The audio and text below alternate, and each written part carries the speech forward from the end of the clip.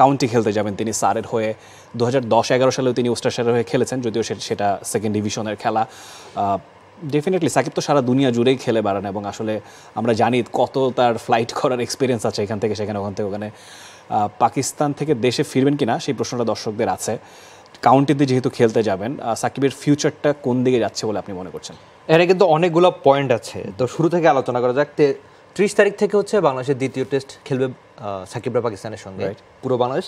তো খুব সম্ভবত 5 তারিখ পুরো বাংলাদেশ দল দেশে আসবে। তো সাকিব আল হাসান আগে থেকেই 5 থেকে 14 তারিখ পর্যন্ত, মানে সেপ্টেম্বরের, তো তিনি কাউন্টি খেলবেন বলে এনওসিটা নিয়ে রেখেছিলেন। রাইট, মানে সাকিবের প্ল্যান ছিল যে ভারত সফরের আগে থেকেই তিনি যে সময়টা পাবেন সেটা সারের সঙ্গে খুব সম্ভবত একটা ম্যাচ খেলতে পারবেন। ওই সময়টাতে টেস্টের বেশ ভালো প্রস্তুতি হবে, কারণ ভারতের মাটিতে তো বাংলাদেশ 2টা টেস্ট আর 3টা টি-20 খেলবে। তো টেস্টের আগে অবশ্যই কাউন্টি ক্রিকেটের মধ্যে একটা খেলা, তো ভালো প্রস্তুতি বটে। অ্যাবসলিউটলি। তো সেখানে আবার সাকিব আল হাসান এই সময় দেশে কেন আসবেন না,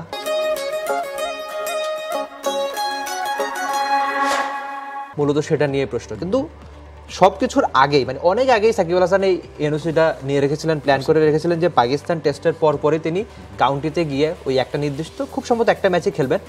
তার দল সারে, মানে যদি তিনি খেলেন তার দল তো হবেই, তার দল 1 নম্বরে রয়েছে এখন পর্যন্ত কাউন্টির টেবিলে। তো সাকিব আল হাসান দেশে কেন আসছেন না, বা সাকিব আল হাসান দেশে কবে ফিরবেন, সেসব নিয়ে আলোচনা হচ্ছে। কিন্তু সাকিব আল হাসান এনওসিটা কিন্তু অনেক আগে নিয়ে রেখেছিলেন। আসলে এটা আসলে বলার অপেক্ষা রাখে না। দেখুন, দেশে ফেরা না ফেরার চেয়েও গুরুত্বপূর্ণ ইন্ডিয়াতে যে টেস্ট সিরিজটা হতে যাচ্ছে সেটার একটা পূর্ণাঙ্গ প্রস্তুতি হওয়া। নিশ্চয়ই পাকিস্তান সিরিজটা সেক্ষেত্রে হেল্প করবে। অ্যাট দ্য সেম টাইম কাউন্টির মতো একটা, আমরা জানি মানে টেস্ট ক্রিকেটের যে কোনো দেশে ফার্স্ট ক্লাসের কথা উঠলে সবার আগে আসলে ইংলিশ কাউন্টির কথা আসে।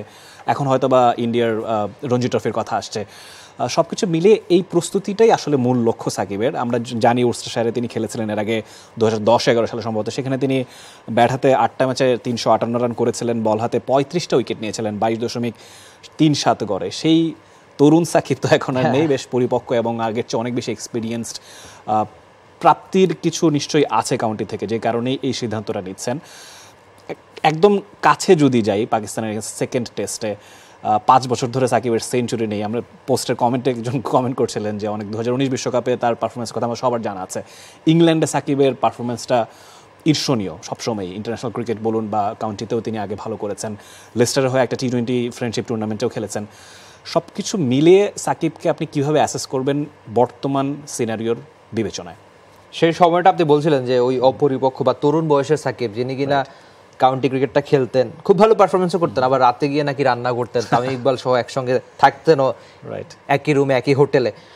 তো তারা সেই দিনগুলো তো আর নেই। তামিম সাকিবের সম্পর্ক কেমন সেটা একেবারে এখন সবাই জানে। কিংবা সাকিব আল হাসানের এখন একটু খারাপ সময় তো যাচ্ছেই, সেটা মাঠের ক্রিকেটে যতখানি কিংবা মাঠের বাইরে ততখানি তার আলোচনা সমালোচনা বেশি। আবার মাঠের বাইরে সাকিবের যতবারই আলোচনা বা সমালোচনা যত বেশি হয়েছে, মাঠের ঠিক ততবারই সাকিব আল হাসান ফিরেছেন, বারবার ফিরেছেন। তো এবারও কি তিনি ফিরবেন কিনা সেটা একটা প্রশ্ন বটে। আর সঙ্গে আরেকটা ব্যাপার হচ্ছে যে দেশের ক্রিকেটে সাকিব আল হাসানের ভবিষ্যৎ কি, সাকিব যদি দেশে না ফিরেন, বা সাকিব কি খালি বিদেশেই মানে সিরিজগুলো খেলবেন, এভাবে তার ক্যারিয়ার বাংলাদেশের জার্সিতে কতখানি লম্বা হবে। তবে এক্ষেত্রে হচ্ছে কি, বাংলাদেশ ক্রিকেট বোর্ড বা বিসিবি প্রেসিডেন্টের এখন পর্যন্ত সাকিব পূর্ণ সমর্থনই পাচ্ছেন, কিংবা বাংলাদেশ ক্রিকেট বোর্ড সাকিব আল হাসানের পাশে রয়েছে, সেটাই বোধ করি সবচেয়ে বড় পাওয়া সাকিবের জন্য। অ্যাবসলিউটলি। যে অভিযোগটা তার এগেনস্টে এসেছে, সেই সময়টা তো তিনি আসলে বাংলাদেশে অবস্থানই করছিলেন না, তিনি কানাডাতে গ্লোবাল টি-20 খেলছিলেন। নিশ্চয়ই সাকিব একজন কোনো ব্যক্তি তো আসলে ভুলের ঊর্ধ্বে নন। ভুল ত্রুটি এবং ঠিকঠাক সব কিছু মিলিয়ে একটা মানুষ তার জীবন সেভাবেই গড়ে তোলে, রাজনৈতিক জীবন হোক বা খেলোয়াড়ি জীবন হোক।